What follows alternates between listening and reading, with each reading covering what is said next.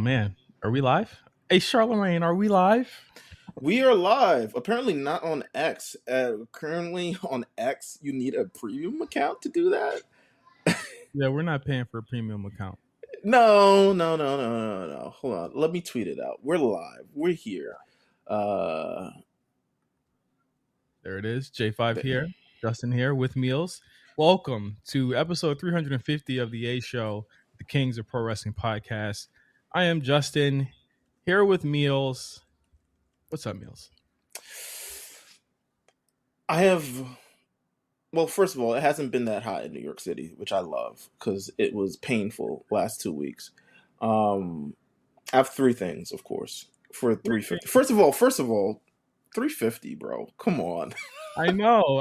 350 give or take weeks. Maybe like the real is like 346. I think we have taken like maybe 3 or 4 weeks off. What's up, Donnie? No, Donnie, that don't 350 episodes recorded, bro. Like it doesn't. We have more than that. If anything, we have more than that. We have spot callers. We have retro diaries. We have all these. We have endless amount of content that we recorded for this thing. right. Wow, Twitter's really stinks. But with that said, Twitter has always stink. they want us to buy the premium account, and like my thing with Twitter premium account and the thing with the checks and stuff, and I think people are starting to realize it now because I've seen a lot of checks starting to disappear. Yeah. That premium Twitter does not offer really anything that benefits you. Yeah. In fact, it offers pretty much things that would be better if it was just regular Twitter, but it really doesn't offer like a premium experience for any creator or anything like that. It's not like if Instagram offers some sort of paid tier where you could, of course, be like pinged in front of everybody and doing all this and that and the third. Like that would be amazing, but like, or I think TikTok has one. I'm not sure. Twitter doesn't. Twitter says, "Hey, you can write 4 paragraphs now. You can, or you can do the fuck it. Here's the full, the Lego Movie 2, and they'll just put it on there. I love those posts, bro. Fuck it, fuck it. Goku versus Cell in full. Before we go any further, just gotta shout out everybody in our chat right now: Donnie, Zave, Ron, Sid, what's going on? DMV, what's going on? Everybody in the chat, thanks for tuning in. Johnny Barnes, what's going on? It couldn't be a chat without Johnny Barnes. It really couldn't. It really can be. Thank you guys for joining us. We wanted to do something different to kind of test some stuff out. Going live during your lunch break or during your morning if you're in the West Coast. This feels good. Feels good. I've been wanting to do live for a while, so it's definitely really fun. This is something that we want to do for a while, but then also this is the normal time we record. If anybody wants to figure out like why we don't have a lot of guests on the show, why we don't do this, that, and the third, it's because we literally do it in the middle of the day. So we have been doing it at this time for at least 6-7 years at this point. It's always legitimately. With that said, I have 3 things, maybe 2 things, not sure. First thing, you can choose however you want to answer this: long form, short form. The chat should be able to answer this too. Answer this as well, chat, and I'll read your answers as well. Maybe the next one they'll have it. I want to ask you, because I know everyone is going to ask you relatively soon. How do you feel about the last 3 weeks politically in this country? Listen, I was at the barbershop yesterday. I got asked it in the barber chair. You can't escape this conversation when you're trapped with a nigga with clippers, clipping your hair, and in control of how you look for the next number of weeks. How do you feel, legitimately? Before we were kind of like, now, is it better? Do you feel... You put me on the hot seat because I've like avoided all of it. Yes. So I'm giving you the take as long as you like. If you want to do a long answer, short answer. I think that we are in a. I think that it's unprecedented where we are right now. I think it's very unprecedented, and I think to some in a good way. I think in a good way, in a bad way, and like I don't know what I feel like 2 weeks ago it was like they were just, I think both candidates were just willing to let the chips fall where they may. They were both polling at like 40%. They were both largely unpopular. Like, I think that like Republicans were very apt to just be like, well, whatever happens, happens. You know what I'm saying? Right. It's basically like, we think we'll win, but like, fuck it, let's just see. You know what I'm saying? And meanwhile, the Democrats are kind of just like, well, I don't know. You know what I'm saying? I don't think you got the full breadth of how little faith they had in, you know, the president, and other than Sunday when all the fucking stuff chips fell. Like This the moment after he said I'm out, I was like, oh, she got $5 million in 10 minutes. Like that shit is crazy. But I think, you know, an assassination attempt being like the fifth bullet from the top is actually kind of crazy. It actually kind of shows you just how unpopular that candidate is. it's yeah, essentially. I think how not popular both is, considering how much money she raised in the like last like 48 hours. Yeah, and I mean, you think about it like this. It's like, I think I was like, the one thing that they needed was youth, and I think the moment they pulled the youth, it was over. It's to the races now, and Yeah.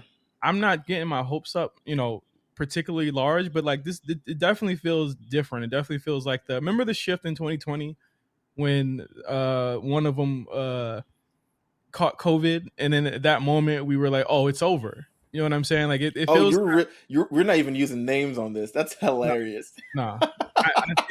I think that but you know what I'm talking about, right? Like that shift. Yes, It yes, kind yes. of it kind of feels like that shift just happened, where it was like, oh, they can't fight back against this. I don't think they have what it takes to fight back against what's happening right now. I think that it's the right time, and people are questioning why are they doing it so close. I'm like, no, this is the perfect time. You don't want people to be questioning things past 6 months at this point. You want people to be going at it like right now. You know what I mean? Yeah. Nah, I'm keeping it a book with you.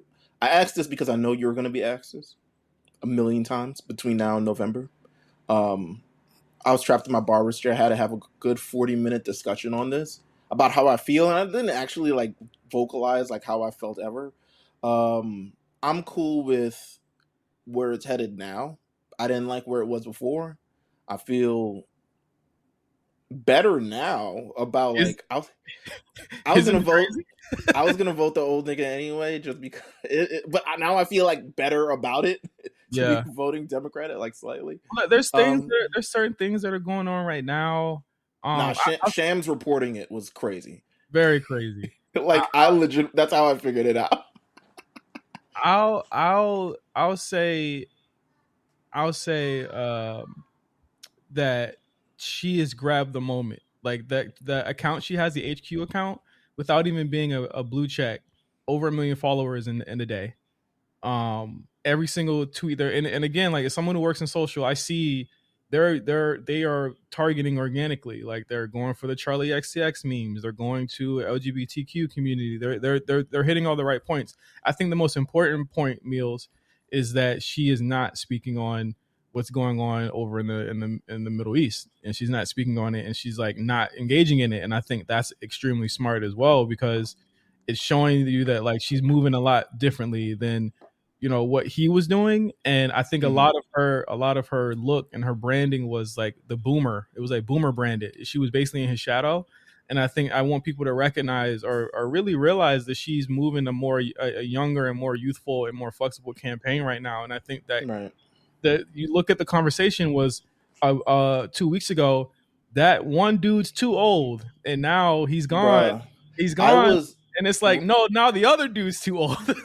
when I was out with Black Announce Table and Armand. Shout out to you guys when we went to WNBA, and then we went out to a bar after. They were showing it on TV. They didn't even like refer to Biden as president. They said 81-year-old candidate has bad. I think he was like it was like a rally or something along those lines, like they were having that day or something along those lines, and he just looked terrible. So yeah, I feel a little better about it. Second thing I want to ask you. It's hard not to feel better about it. Like I said, I'm cautiously optimistic.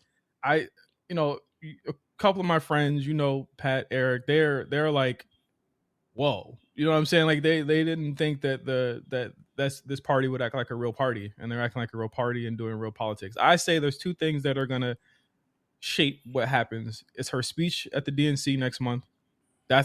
She's got to knock it out the park. I believe she could because she's a great speaker. Yeah.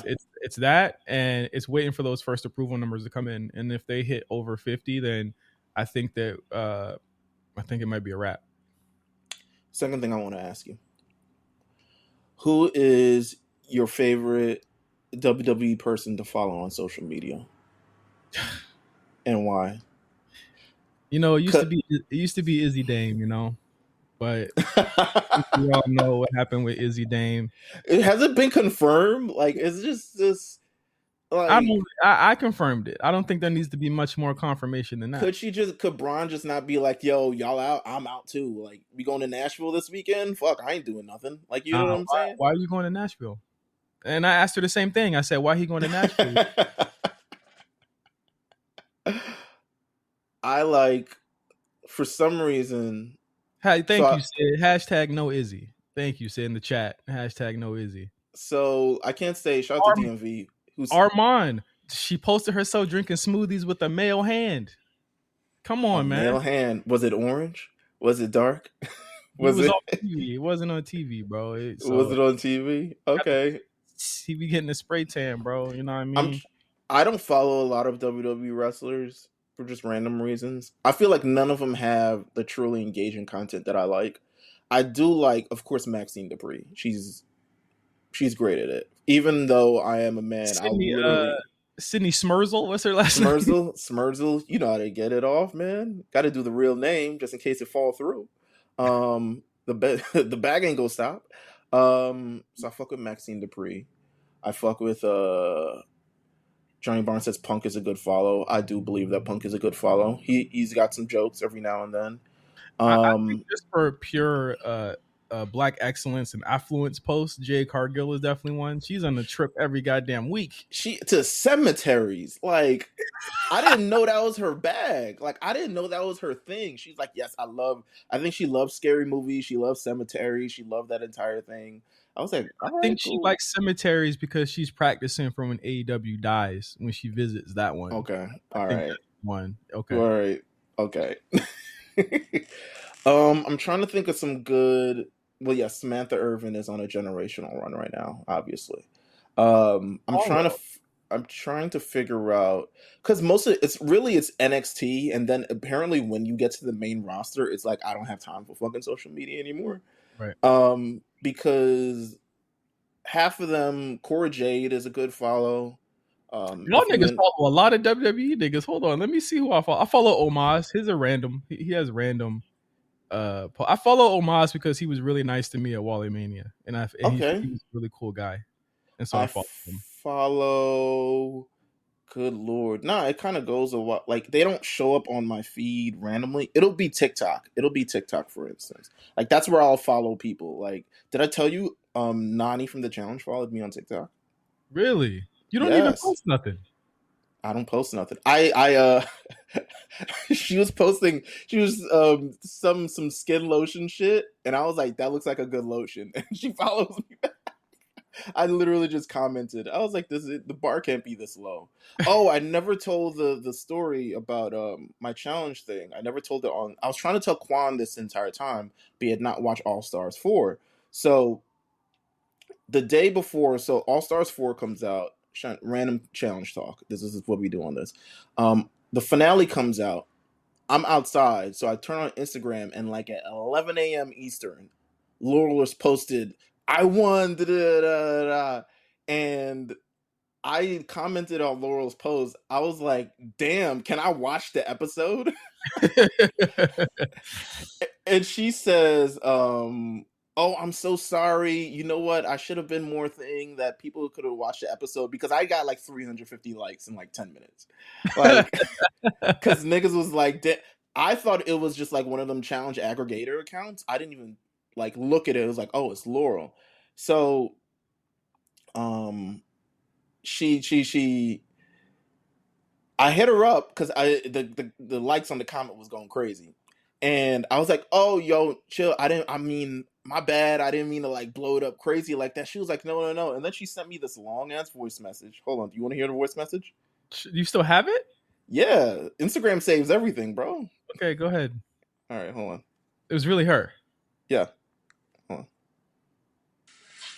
Hey, Mias. No, I know you didn't mean any harm by that comment. You were the one that made me realize, oh shit, fuck.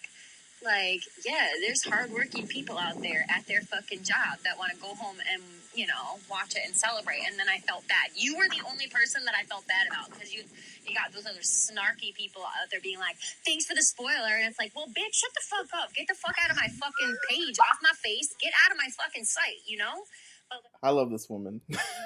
No, she's great. My wife hates Laurel. She hates her, but I feel like she's coming around. And I came around on Laurel a little bit too. I can't wait to see. I can't wait to see what she's like in the new season. Yeah, we definitely should use that. We definitely should use that voice note. On a. I'll ask her because now she watches my Sunday TikToks and like laughs and reacts to them and shit like that. I was like, okay, yeah. All right. So and now I need a WWE. I need one of them WWE girls to follow. Nigga, we could definitely get her if we do a challenge pod. We could definitely get her on. Oh yeah. I think so. We're tight. Ideas? All right, whatever. You don't want to do it. He doesn't want to do it. It's fine. I'm not against it. It's just that I have like it's a lot to like deal with currently. You know what I'm saying? If I just edit it like I edit this show every week, then you don't have to do much of the work. The time it's finding time throughout the week to do it. But you know what? It is what it is. I'm trying to figure out the third thing. All right, so yeah, WWE. I need WWE. I know you're supposed to like. They technically have a job and they're being monitored all the time, and they can't really post anything that they did except the thirst traps and like all this stuff. But like, show me your life. Like, what's wrong with you guys? I think Maxine Dupree does that on TikTok. I think somebody said earlier Tiffany on TikTok is good too. She's a lot more of her on TikTok than she is on Instagram. Instagram's kind of like the basic stuff, but they look like they have fun. I like Tiffany's day in the life when she goes to SmackDown. But you get to see like all the designer bags she's bought since she got on the main. Yeah, nah. Tiffany is just like she went to Saudi Arabia just to go to the mall. Like she was like, I need the belt in person. Nah. And then I also liked he doesn't do it anymore. And I know you guys like find him annoying and fucking I don't know. Isaiah Cassidy from Private Party, who used to do the YouTube videos. Mm-hmm. And I'm just like, this is your life? Like this is a regular like he might as well not have a job. Yeah, he might as well because he's not on TV. Don't make me shade AEW. We got a lot of that coming. So but he's a good time. He looks like a good time. Him, Daniel Garcia, going out, they clubbing, they going out to amusement parks every time they go to a new city. They're like working out. With wrestlers and what is up with wrestlers and amusement parks? They love Disney. They love Universal. What is it about them that loves to wait in lines? I don't know, bro. Fucking Johnny Gargano too. He has a vlog now too. I follow him on YouTube too. They do his vlog. Like it's very like it's as much as you think about Johnny and Candace in real life, it's probably like down to the T of it. Yeah, big fucking nerds. Yeah, I know. So they're like going to Copenhagen and like I'm sleeping in a hotel and my flight got delayed. So I'm now just walking around the airport fucking around and dicking around and shit like that. Like it's kind of how it goes, but I appreciate WWE stars like letting us into their life in like a real way, but I feel like their lives are incredibly boring, so I can't really like I don't know what they know what they do, but I don't know. Their life is travel, catering, in the car, airplane, and then on their days off, they go to the amusement parks or whatever. I think the only person that really like does stuff that we might do, like us might do, is like Xavier. Like he's always on Twitch. He's always doing some shit like that. He was at Evo last weekend. He did an event while he was there. I love the love that he shows to the fighting game community. It was really cool to see him out there, and he was sitting there watching the Street Fighter 3 Third Strike finals, and he's taking pictures with fans, and he was cosplaying. His son was there as well. He brought his son as well. Really cool. It was a really cool little thing to see. I wish I had a third thing, but I feel like we're extending this. So I'm just going to do two things for now. Maybe I'll find a third thing somewhere in the show. Because we technically should probably talk about wrestling at this point. There's some news we got to talk about this week. And shout out to you if you're watching live, and if you're not subscribed to the Patreon, please do subscribe to the Patreon. But if you're watching live and you intend on watching for the next about an hour and a half still, you're going to get the entire show for free. But realistically, you'll also TMV. I haven't started watching Love Island. I don't know if I didn't even bring it up DMV because I thought Meals would just like tell me to fuck off. I'm not a. You know where this conversation started though, right? It started from Black Print. So like we were talking about Love on Black Print. But then you were talking about on War Report last week too. Oh yeah, we were talking about on So shout out to War Report. Tune into that last week, even though we're gonna talk about some of the same stuff over again. I mean, it's over now, so like, you know, I don't want to spoil anything for you. So you could spoil it for me. I don't give a fuck. OBJ's brother won. Him and his girl, they won. Okay. The whole thing. Okay. A lot of Beckham. Okay. Yeah, he thought everyone thought that the girl Leah. I'm telling you, I would have done violent things if Leah won, bro. There's no reason she should have won. I feel like Cordell and his girl had an actual arc throughout the whole season. Whether I liked it or not, what was going on, they did feel the realest to me as a couple on the show. So if you haven't subscribed to the Patreon, please do subscribe to the Patreon. $5, you get the whole show for free. If you didn't catch us on live in the middle of your workday, if your boss is in a meeting right now and you don't have us on mute or something, like just tune in Patreon. You get the full episode for free. Yep. Let's talk about wrestling. Yep, let's talk about it. This week, it's come up that Bobby Lashley, MVP, and Tamina, their contracts are coming up, and they won't be used. It's caused quite an uproar, strangely, but it's also coincided with a lot of things. Less Tamina on the uproar. Yeah, less Tamina. Well, I did see some Tamina love, and I'm like I just kind of side eye that, but we talked about this about a month ago on the show. MVP talking about comments about Triple H emasculating black men, and all of the stuff that was going on. MVP was in people's comments saying that. And then we get to the Bobby Lashley conversation. Now Bobby, we have not minced words about his role in the company for the past year, and longer than that. I have always talked about how I felt about how he's been booked and how he's looked extremely strong throughout his tenure. But you get to the point where you have these situations where wrestlers leave, and then the first conversation you have is not how great they were and how you hope that they're better elsewhere.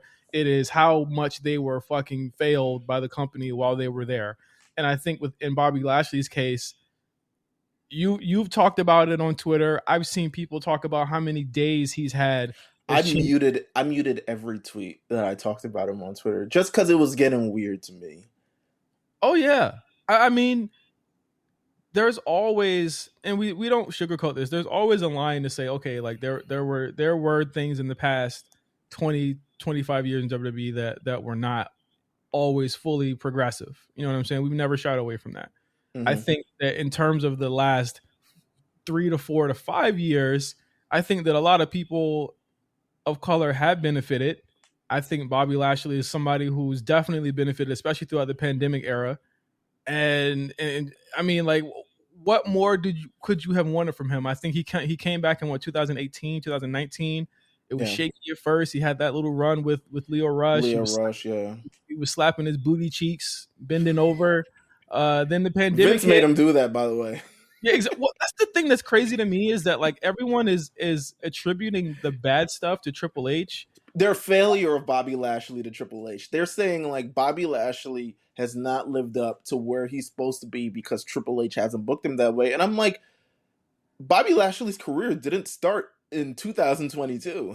Exactly. Bobby Lashley's career has been going on since the moment. I don't know if you remember Bobby Lashley's debut. The moment Bobby Lashley debuted, he was a major star. Yeah. He showed up and he beat up Simon Dean. And it was like, and A year later, he's ECW champion. A year after that, he's on the big marquee of WrestleMania. A year after that, he's fighting for the WWE championship, and then he leaves for a long time. Like, this isn't new. And then he comes back, right? And has a better run the second time than he has the first time. With less of the like issues that he had. I'm hoping it's less of the issues that he had. But less of the issues that he had. Bobby Lashley has had a great career. And then I had Sean Ross Sapp, he was like in his mid-40s too. Like, if you look at it, like, this is unprecedented to have a real defining run in your mid-40s. You still look like you're in your like late 30s, to be real with you. Yeah. You still look good. But to have that run, 2 WWE championships, 2 United States championships, all this, I guess people want him to win the Royal Rumble, feud the Bloodline, and take the championship at WrestleMania. That's the thing. When you ask people what they wanted, it's like he want opportunity, chances, long-term stories. But in his instance, Meals, all they wanted was the Hurt Business to come back. They didn't want him to win any more titles. They didn't want him to have any more stories. They just wanted to see all of those people together in suits. And I think that's like so like it's so regressive to where he actually was. I thought that honestly, when they broke the Hurt Business up, it had kind of run its course, because I felt like at that time the only believable characters in that stable, in my opinion, were Bobby and MVP. They were the only believable people in that stable. I thought that Cedric and Shelton, they were there. They took a lot of pins. It looked cool what they were doing, but like ultimately, if you wanted to get to them versus the Bloodline, and I ask you this, and I asked the chat, would that have been a believable matchup for any of them with the way that they booked the Usos, the way they booked Roman Reigns, the way they booked Solo Sikoa? Like you, there's no way that even would have looked good. And you know, to their detriment, I felt like they were honestly victims of the Bloodline being so hot. And I think no one thought that the Bloodline was going to catch fire like that. And Hurt Business they couldn't catch up. It just couldn't. Like, regardless of how they wrote it, it couldn't catch up with the Bloodline. I think the thing with Bobby is, shout out to New York City traffic in the background, of course. Even live, it's still a plague that lives in my life. But no, like, everything is I'm trying to figure out where Bobby would necessarily fit in these days. And the thing is with Bobby is that he's been built up so much through the Vince era, right? And he seems like, we talked about it in the beginning, right? We talked about it as soon as the shift started changing. We did who's V and who's H. And clearly, Bobby was not H. Bobby is, and that's for the reason of like these people who come up with events. I wouldn't expect a couple people to be H neither. But I think what Triple H was trying to do, especially with the new Street Profits thing, was not necessarily hold on to the lore, try to be a little bit more progressive with your things, as you said, because a lot of the Hurt Business stuff was regressive. Even though, honestly, it felt like Hurt Business with a new coat of paint, because the way Bobby Lashley came in, and then kind of the Street Profits, who best quality is, to be honest, their speaking, their ability to connect with the crowd. They were silenced. They were essentially changed, had to buy like 3-piece suits and come out every week. It took away from what the Street Profits were, and I think that's what we were trying to like say through this entire time. And people are now going to attribute that as a failure as well, whereas I think it was an opportunity where it wasn't. They originally had plans. It looked like they were moving forward with them as a heel group. People didn't want to necessarily. They want to boo them. Yeah, they didn't want to boo them because Bobby's fucking awesome. Which was weird, because like they had no problems booing Bobby before. You know what I'm saying? Like it just felt like it was just time for him to be the babyface, and that's fine. But I think that the longing for the Hurt Business, I think, is just so regressive, because even in people within this community, they always say things go on for too long, right? Like, it's always Bianca's champ for too long, but now she's a tag team champ for too long. Now she's doing. It's like people will turn on you on a dime. So like, they brought Hurt Business back, they'd be like, why are they bringing Hurt Business back? You know what I'm saying? Like, why are they doing this again? You know what I mean? And it should have Mello in it. You know what I'm saying? I'm like, what? I'm like, no, Mello should be able to stand on his own. Like, I saw a tweet where somebody was, and I responded to the tweeter like, yeah, I wish we would have got this Mello Bobby feud. And I was like, Mello was gonna lose, and then what? Because that's really the big issue with Bobby too. All he fucking does is beat people all the time. He whooped everybody's ass. Remember when he was just whooping Matt, like rightfully so. But remember when he was whooping Matt Riddle's ass? Remember Not when rightfully so. remember when he whooped Matt Riddle's ass for like No, 6 months? bro, he whooped everyone's ass from 2020 through 2022. He Exactly. whooped Ricochet, Apollo. It was R-Truth. becoming weird. R-Truth, New Yeah. Day. It was becoming weird, the selection of the choices of people whose ass he was whooping. But again, this is also a man who was booked under Vince McMahon's regime, and it's like big, strong, need him to look strong. Yeah. This Now is a we- man who won against Omos at WrestleMania. Who I think Omos had never been defeated up to that point. I could be wrong. hadn't Braun had beat him in Saudi at that point? Maybe. Potentially. The Omos timeline is very shaky considering nothing happens for long stretches. I just look at it and I'm like, well, he is a character that, and we've talked about this on the show, but he's a character that by design, the IWC or whatever, they do not like these types of characters. So for them to be longing for him to like have gotten more, he deserved more. The Hurt Business deserved more. What more did they deserve? They had all the fucking titles. They had everything. What more do they deserve, Meals? Like I don't understand that point of view at all. No, I mean it's not that. Yeah, I mean they did everything. To be honest, my thing with the Hurt Business is, to me, could there have been more done? Yes, but under the regime that was there, Vince McMahon, it's not like it's. I'm trying to figure out where it's Triple H's fault in all of this. Who literally put Bobby on TV still, gave him a group still, allowed him to be this honestly a more progressive group than it was before. No offense to Shelton and Cedric, but it's like I like that it was different because oftentimes we get too wrapped up on nostalgia. Oftentimes we get too wrapped up on like when the Shield's coming back together and Undisputed Era and a lot of these things, and it ends up being like, for instance, even the Miz and R-Truth, right? Like Miz and R-Truth, a great little revisit to whatever it was before, but it's like ultimately these aren't things that define their career. Hurt Business isn't going to define. It shouldn't define it all. Maybe Cedric, but it shouldn't define a lot of these people's careers because Bobby's an amazing wrestler himself. But it's like it's tough to book around Bobby because Bobby can't lose too often at all. He can't lose at all. He lost to Santos Escobar. I thought that was crazy. He lost to Santos Escobar. Not like crazy, but like the fact that it happened, it's kind of crazy. He lost to. He was about to. Honestly, he was going to lose to Melo in that King of the Ring tournament, or the Money in the Bank, or no, King of the Ring. It was a King of the Ring tournament. He was going to lose to Melo, I believe, if I had it there, or maybe he was going to go to the finals and face Randy and lose there. He wasn't winning the King of the Ring tournament. You don't never. But that's the thing. When the last time you saw him get pinned, you know what I'm saying? When do he get pinned? When do he do anything? He always looks strong. It's like that's a very 80s way of going about it.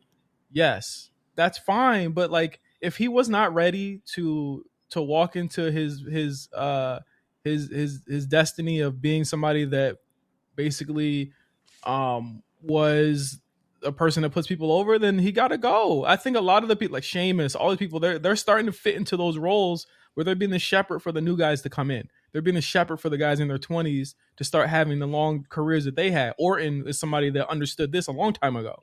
Right. You know what I'm saying? Like he's somebody that understood that he should be taking these L's to these people just because the business needs that. You know what I mean? And I think with Bobby, it's very tough. Like you said, it's very tough to book him. But more than that, like it's very tough to, I mean, essentially create or muster a character out of him. Because I'm still wondering what this character is that people think that they were seeing on TV. It was the same dude from heel to face. He plays the same character. He's just in a suit. You know what I'm saying? Like I don't understand what they saw. And I think that when it comes to Triple H, I've seen people say, like, "Oh man, like the allegations." Like, what allegations are you talking about? That apparently is a big not racist, but he holds down black. It's weird, bro. This shit is weird. Like, it's clearly not the case. It's clearly a lot of people have attributed their success to Triple H. And it's clear that people running with this narrative, I do think it's because there isn't a major black talent in a prominent position right now. Mm-hmm. But to be honest with you, we're building up all those talent. Melo's here. You know what I'm Right. saying? Bianca, Jade, Bianca's helping Jade come along. So when Jade does get to that point, it's gonna be over. So you get to the point where Jade and Charlotte's in the ring, and it's like, oh shit. And you can have one on one roster and one on the other. To be honest with you, like Yeah. we're building to get to that point. Trick Williams is probably going to be one of the biggest things that ever hits. Well, actually, I don't want to say that. Trick Williams, I think, will be a big deal considering the reactions that he get and the connection he has to the crowd, which is very real. Fuck that Obafemi. If you Obafemi. if you lose Bobby and get Obafemi, I'm completely fine with that. I think a lot of people should be too, because he is essentially the next era. He is the people that he is the person that Bobby should be having feuds with, potentially advancing or losing to, or not even just losing to, but helping get them to the next level. And I Right. think that it's very hard for me to parse the fact that he wants to leave at the moment where, like, okay, now he's not getting all of the wins and like, you know what I'm saying, like those opportunities that like he used to be getting. Like it's been but I'm not gonna say that it hasn't been weird his last year. It has been weird. You know what I'm saying? It's been strange. The Bray Wyatt thing was weird. I know a lot of that had nothing to do with Bobby in itself. It had to do a lot with Bray's health, and I'm guessing Brock was probably trying to do his own thing at that time too with Roman. Right. That was a weird era. The Pride to me was a weird era. I think that it's just very tough to book somebody like that, like for the reasons that we've been talking about. So what do you think about the conversation surrounding Bobby potentially going to AEW? When have you ever seen them book somebody like him correctly? They had Keith Lee, though they have Keith Lee. And what have they done with him? They have Wardlow. And what have they done with him? Bobby don't do moonsaults, so I don't know what the fuck they about to do with him. Yeah, it's shout out to everyone in the chat, by the way. No, it's tough for me to think that Bobby would thrive in AEW compared to a WWE setting. I think creatively, AEW is a point where most of these, I guess, older talent of maybe a earlier generation decide where they want to go when they feel like they aren't getting the creative freedom that they maybe want or feel like they've deserved. But then when you see they creative freedom, it be garbage. If his creative freedom is, I'm gonna do the Hurt Business, but I'm gonna do it in AEW. Why are y'all defending this so much? Like you know what happened when they brought the Undisputed Era back in AEW? Nothing happened. Nothing. Like it's Bobby in AEW. I just can't. I see it as an even worse fit than Adam Copeland in AEW. And Adam Copeland, Edge is still my GOAT. Edge is my GOAT. I don't know about Adam Copeland. Nah, they're the same guy. Let me shut the fuck up. But it's just weird. Like, and then you feel empowered to do things like jump off of a cage and break your leg. Like, I don't think he's gonna do all of that. But I'm gonna tell you, he could feel empowered to do that shit. He about to. They didn't let me do that in WWE. I'm about to spear a nigga through the damn ceiling. Something along those lines. Like, he's about to have 20 wins, 0 losses, and he's not gonna get the title. Because the way that AEW, I say this all the time. I know people are tired of me saying this. The way this company is constructed, unless you are one of their top paid acts that started the company, that's your Kennys, that's your Bucks, that's your Adam Coles, your Pages, you're not reaching that level. You're not reaching that level, bro. You're just not. Shout out to chat. Bobby Lashley versus Darby Allin is the funniest match that they could book. And Darby gonna win. Darby gonna win too. Same move. Same little back thing, and just slide right off of Bobby. And he's gonna be so unhappy.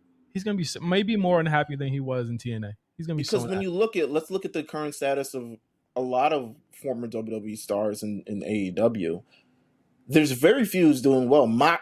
Moxley, to be honest with you, seems like he's in a rut. It seems like the fun, the happiness, the joy of DDTing people and putting skewers in your head is over. When they told him stop doing that, when they told him stop bleeding, stop putting skewers in your head, Stop.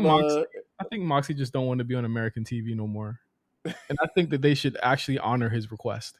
I think they should take him off TV. I think when you look at Miro is just like, obviously he's given up on everything, but he re-signed to me, which was the craziest. I was like, bro, you re-signed like last year, 2021, one of those things. Like we all do silly things when we want a Tesla. You know what I'm saying? Like that's really what it is. We all do. The bread was looking right. It probably if I'm just gonna give you $2 million, you're gonna take it, right? If I'm just gonna give you $2 million to stay at home or stay in wherever the fuck he's living at now, Poland, is that where he is? Warsaw.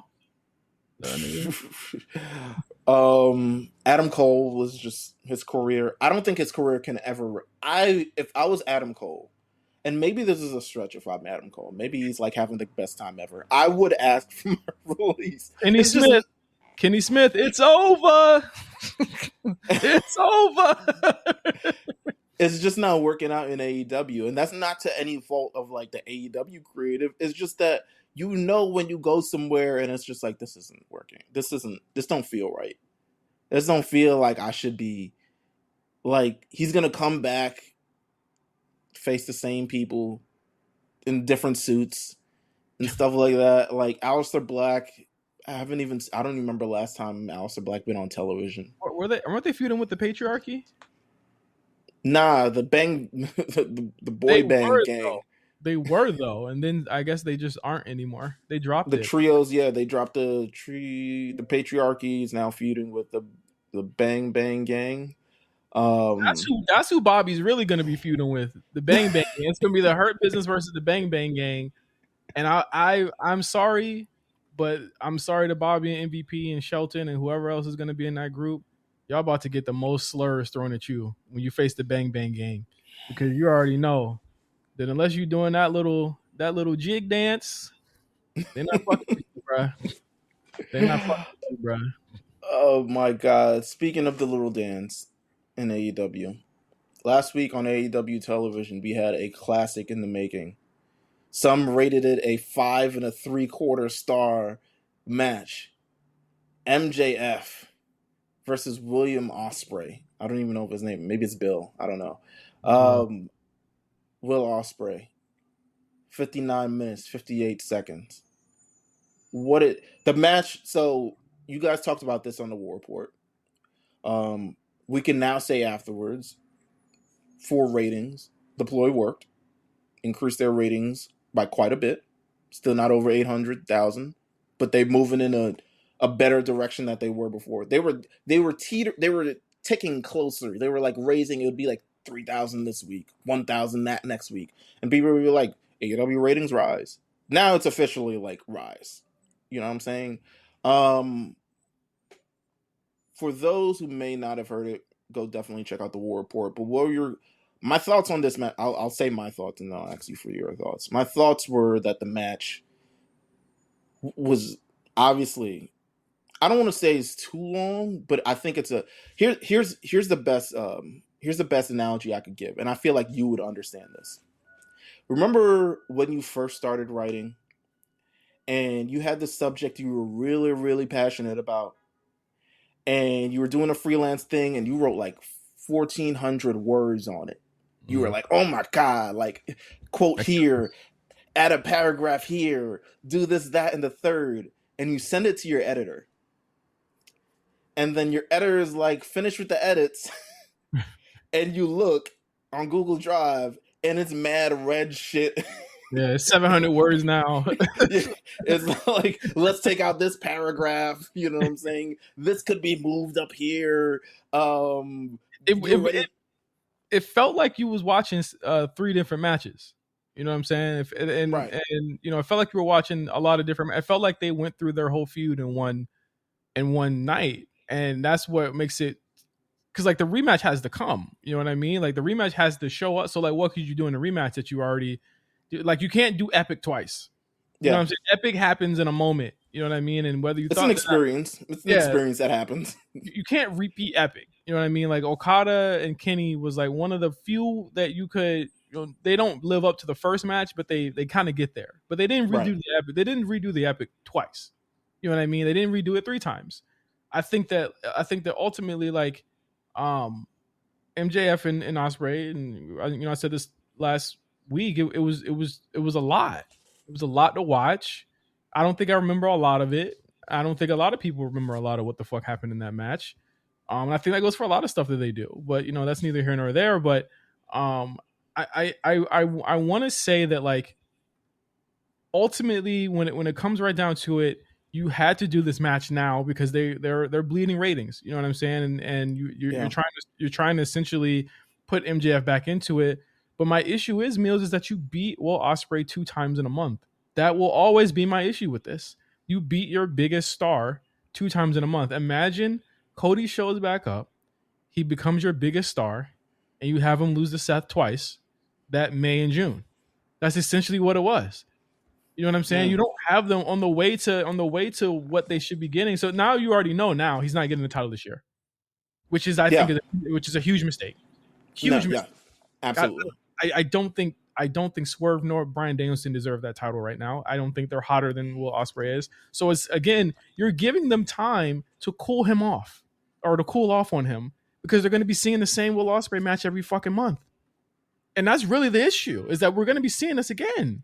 And it's not going to be as special anymore. And it's not going to have the story that it does. So I don't know who this benefited. Probably just more MJF than anyone. The ratings. I mean, the ratings. It benefited the ratings, apparently. Yeah.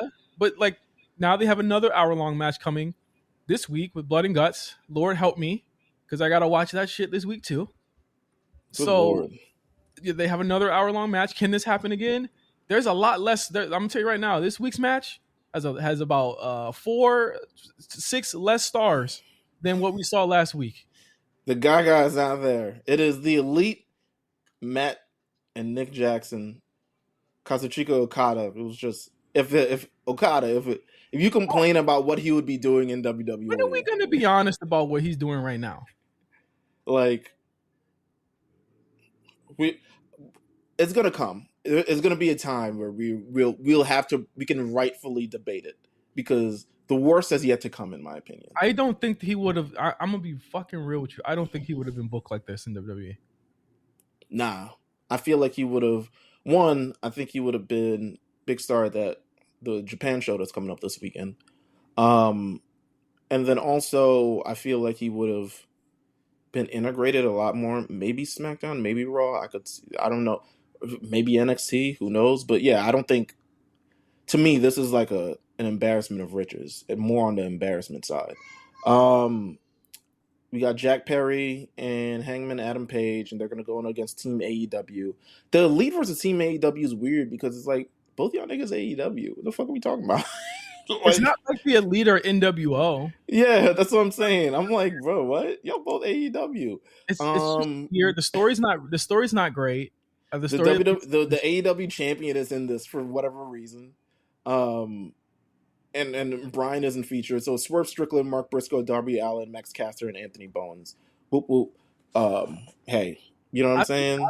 I think they have momentum somewhat. Because the thing is, whenever they pop a good rating, that's when you see all the issue. Like, that's when you see, like, WWE's doing terribly. That you know what I'm saying? Like, that's when the narrative starts. Is like when they won't book Bobby this way that they're booking Swerve. Yeah, like that's when you start seeing it happen, and then when they're on the low, it's like, y'all are picking on us, man. Wrestling's for everybody. You know what I'm saying? When it always goes from one pendulum to the next. So, like, they have their momentum right now. I think that this is with the card as it looks right now for Wednesday. I don't see it getting the heights that it got this week, because Blood and Guts usually ends the show, right? So I don't think that, and usually people tune out in the second hour, right? So I don't think it'll get what it usually gets unless they start it with Blood and Guts, which would be extremely stupid.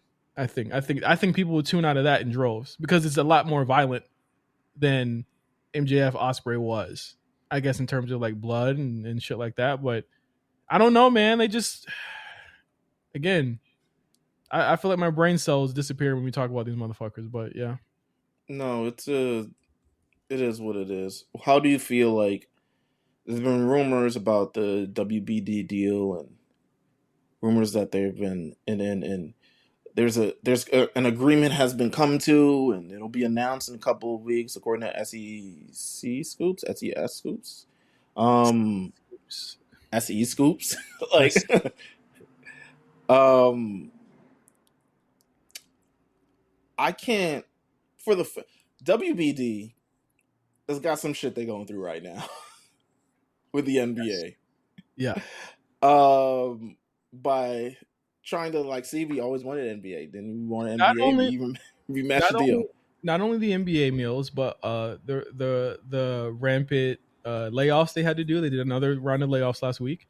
They are considering splitting Max and HBO into two different entities because now they realize, oh, this is fucking stupid and we shouldn't have did it. HBO Black and White and Max Red and Black. Max 2000. They are in quite a pickle. I'm not gonna lie to you, and I think that whatever this deal may be, I think the rumor that came out this month was that AEW paper. And again, none of this is all of this unfounded. Nobody fucking knows. And also, it wouldn't be these accounts that are reporting it. It shouldn't be. You would not get it from a wrestling account. A wrestling account is not going to be the one to reveal to us that pay-per-views are going on the app. Exactly. Like, it's just not going to happen. Like, pay-per-views, to be honest with you, the way they're structuring these things, like with Max and HBO and like splitting and stuff like that, seems like they're still a long way from figuring out where programming is going to be. So I couldn't imagine them just jumping immediately and saying like AEW, unless they have AEW pay-per-views to order via the Max app. I mean, I would hope not. I don't want to pay $59.99 for a fucking pay-per-view in 2024. To be live stuff is actually like a kind of a new frontier for Max right now, and it is actually quite interesting the way that they do it. I don't know if they want to have AEW over like CNN be the shepherd for that.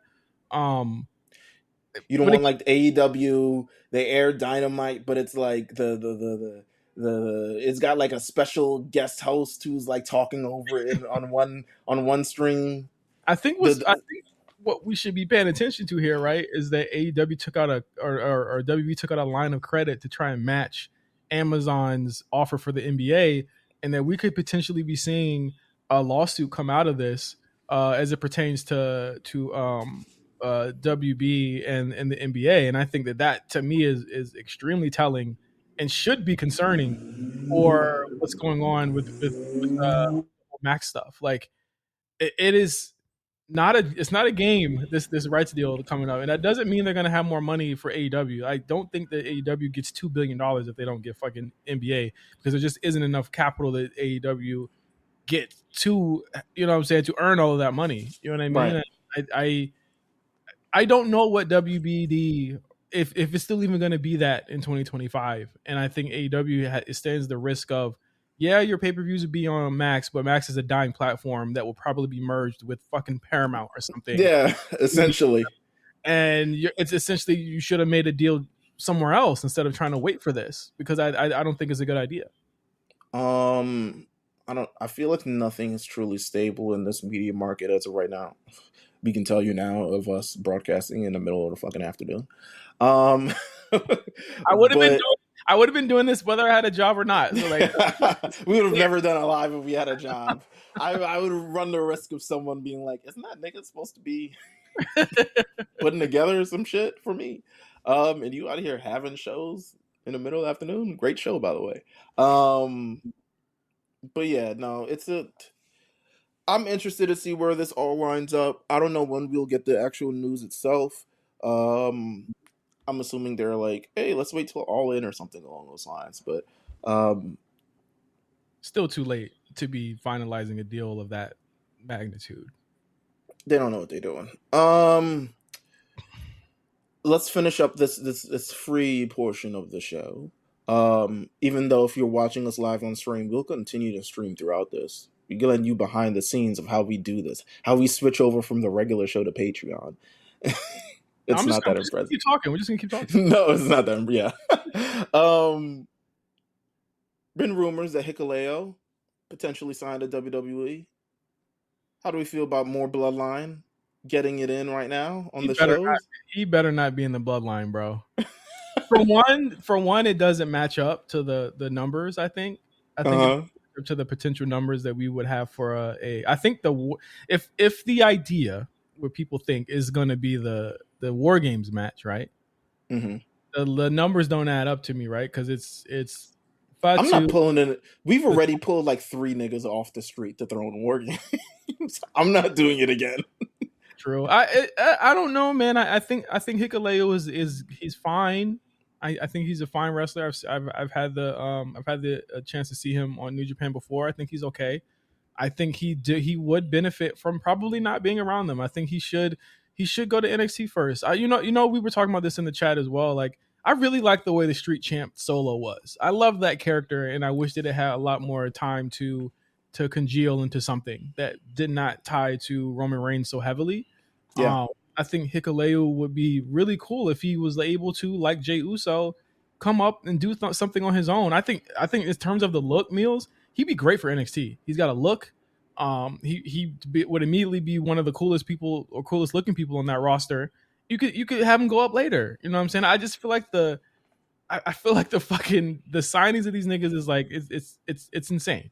Like to supplement a storyline is crazy to me. Like, yeah, and to me it's like, I get it, but I don't. Like, because my question is, where do these people go when the Bloodline storyline invariably is over, or not over, but when it has gone beyond them? Because I would imagine the end game is The Rock coming back and none of these motherfuckers being a factor in this at all. Niggas just being worms, flies. I mean, essentially, Tama and Tongaloa could become the club. You know what I'm saying? After this shit's over with, like, the only one with a bright future coming out of this to me is Solo. That's the only person that I think has a long-term future after this is over with. The rest of them, Jacob as well. But I don't know about Jacob, bro. We can talk about it on the show. You being real? Being real. I don't know, bro. Like, to me, yes, by conventional WWE standards, he should be a big deal. Just based on how he's booked, how he's presented, right? Like, this maniac, crazy person who does, like, he has the exclamation point move and all the other stuff. My question from me to you is, does that impress you? And I think that's like the biggest thing is, it's like, does that impress you? Me, no, but like, none of this impresses me, to be honest. The whole Bloodline thing doesn't impress me. Like, even Solo's standpoint, like, none of this is in ring. I think the story's really good. I think in ring, the story is good, yes, but in the ring, nothing really impresses me. But the story is good. But their props in all this kind of thing, they get a Superman punch in a couple weeks. They don't have distinct personalities. It's not like the normal Bloodline where Jey Uso had his own thing and Sammy had his own thing and Jimmy had his own thing. I'll fight you on that. Tama has personality. I like Tama a lot. Tama is working, bro. Tama is really working. I'm telling you, he's working that eyebrow. That's the what fuck he's working right now. He's trying to angle that into something. You know what I'm saying? He's most improved to me. Like, right now on my year-end list, he would be most improved right now. He'd be winning. I can't tell because, one, I barely saw him work before this, and then two, it's like he's either in a tag match and he's not even getting the pinfall or something along those lines. Like, it's just not distinct enough for me to make a huge thing. Also in this Bloodline thing, Rikishi, Papa Bloodline, is upset with the direction of Jey Uso. For what? Niggas saying, I can't believe y'all have my son writing terrible storylines for my son. What is he supposed to kiss Rhea Ripley and ruin his marriage? Like, what? You guys are writing terrible storylines for my son. Do you agree with this? No, he don't know what the fuck he talking about, bro. Like, what substantial storyline has Rikishi ever been a part of? Running over Stone Cold Steve Austin? And I will argue, Meals, that Jay is more over than Rikishi has ever been in his fucking career. I don't know, bro. This nigga was shaking that ass for 2-3 years and he doing numbers. And he ain't have to, like Gunner said, he ain't have to do the nay to do it. He ain't have to do the nay to do that shit. Shout out to Gunna. But no, I mean he is definitely over. Like Stop Rover. calling him the Yeet Man. They ain't doing nothing with Yeet right now, is what he says. I'm like, they doing. Have you seen WWE Shop? What the fuck? Your son is a millionaire, nigga. Put the glasses on. Let him send you the money that you asked him to send him. Oh, And then you just get over it, nigga. He needs to shut the hell up. let me. Shut up. Mark makes a good point right here. Look at this. Look at this comment. Yeet better than Too Cool? Yes. Yes. How many niggas in the crowd in Paris? Has Too Cool ever went to Paris and had everyone doing the electric slide? Ain't nobody doing that. That weak ass electric slide, dog. Ain't nobody doing that. Stop calling him Yeet Man. You want to be part of this? You know what it is? He want to be part of the bloodline. He want to be part of it, bro. He got was it what he had? Them big ass fucking them big ass suits. I forgot what you call it. Fat wear. Hey Mills. Quiche wear. Mills. This nigga want to. You know how Jay got the glasses to say Yeet. He wanted glasses to say cheeks on it. That's what that nigga want to have. He wanted glasses to say cheeks. Because that's what the fuck he was doing, was putting his fucking ass cheeks in people's faces. I don't want to see. Oh my god! Shut the fuck up! Like, he needs to call his dad and be like, "Shut the fuck up." You ruining the money, bro. Whether I'm doing something or not, like you know what's coming, bro. I knew it. Like I don't know. Rikishi's not an idiot. You know what's coming. Like, come on, man. Do better. Do better. He is like they're literally setting it up for him to be back in that storyline. But while he's not there, it's fine. He don't need to win the big one. He just needs to look. He just needs to be over, bro. I'm pretty sure he can fucking feed his. Shut up to Chris Mack. I'm pretty sure that he can feed his family for years to come off of all of this Yeet merch. I'm gonna tell you this too. Jey Uso, a 2-time Hall of Famer, maybe 3. Bloodline Hall of Fame, Usos Hall of Fame, Solo Hall of Fame. Period. He's a 3-timer. That's a fact. He's a 3-timer already. Leave him alone. Let him dance, bro. Let him get caught up in Rhea Ripley's hot, bro. Like I'm about to call him Cheeks Man. And if he wanted to kiss Rhea Ripley, hey, you know what I'm saying? Final bit before we get off the free. Wyatt 6 update. Yeah, this might be the last one. It seems like they're doing all right now.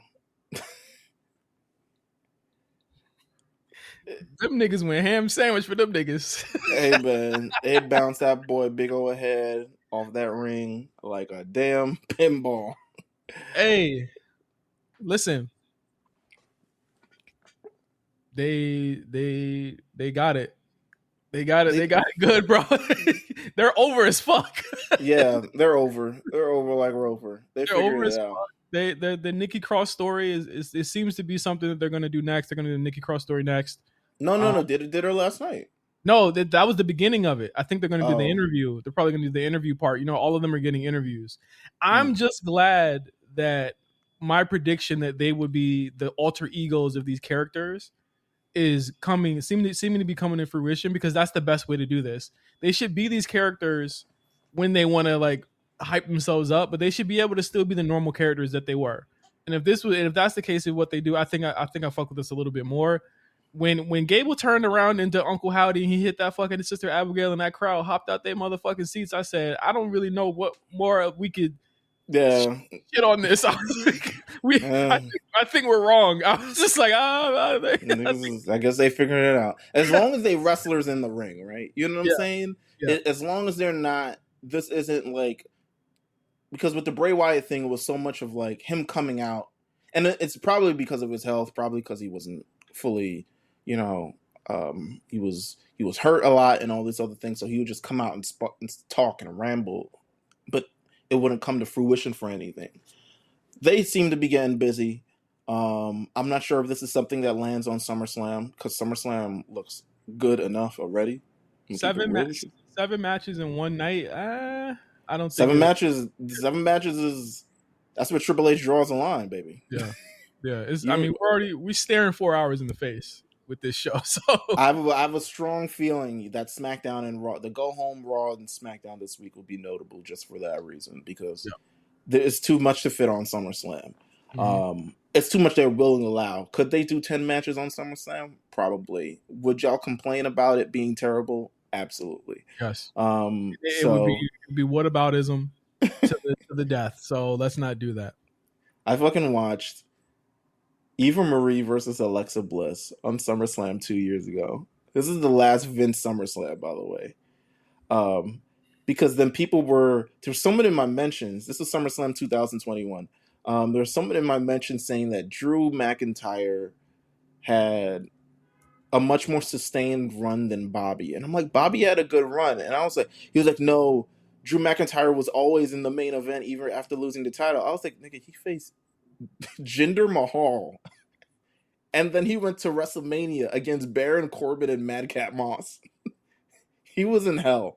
You know what I'm saying? Drew had to go through a lot of... We've said this on the show. Drew was actively a fucking afterthought trying to make things work after he lost the title the last time. Yeah. He was on an island. The only bright spot was facing 4K. You know what I'm saying? In the cage match. You know what I mean? You know what I'm talking about. Yeah? Yeah? So... All right. I'll try to figure out something else too. Shout out to these SummerSlam. I might go back and watch a couple SummerSlams. 2019 is a classic. I might go back and watch that. We should probably head over to Patreon.